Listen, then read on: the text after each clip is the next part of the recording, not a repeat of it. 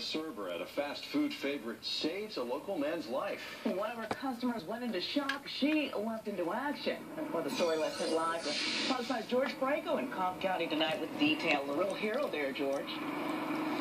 Indeed, and Deidre and Russ, it happened last Sunday morning at this Waffle House on Barrett Parkway near I-575. A customer here had slumped over at the counter, gone into diabetic shock, and that's when one of the waitresses here, Renee Vance, took action to save his life. We just moved all these chairs.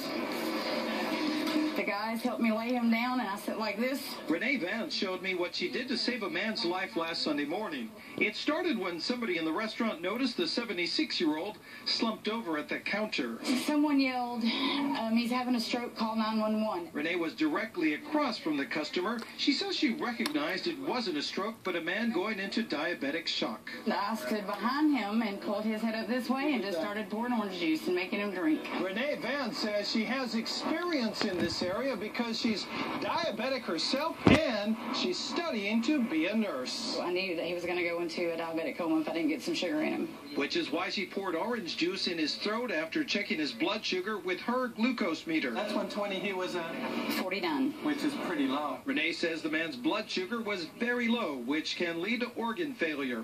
She tells me by the time paramedics arrived, the customer, known to her only as Leo, was coming back around. When they took him out he was looking at me saying thank you, so. She did it, and I'm very proud of her for it. Is she a hero? As far as I'm concerned, she's a hero in my eyes anytime. She's a hero in my children's eyes. That's because Dennis and Renee Vance have 7 children together from previous marriages. Now that their children are grown, Renee wants to become a nurse after 27 years at Waffle House.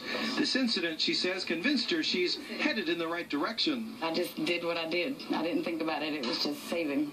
Something's going to happen if I don't. And she did the right thing. Renee Vance also told me that a family member of this customer, known to her as Leo, came by the restaurant earlier and told everybody that Leo is okay out of the hospital and recovering at home. Renee also says that she has shifted her hours here at Waffle House to pursue her dream of becoming a nurse, where she has already gotten some on-the-job training. Reporting live tonight in Cobb County, I'm George Franco, Fox 5 News. Off to a great start. George, thanks. Interim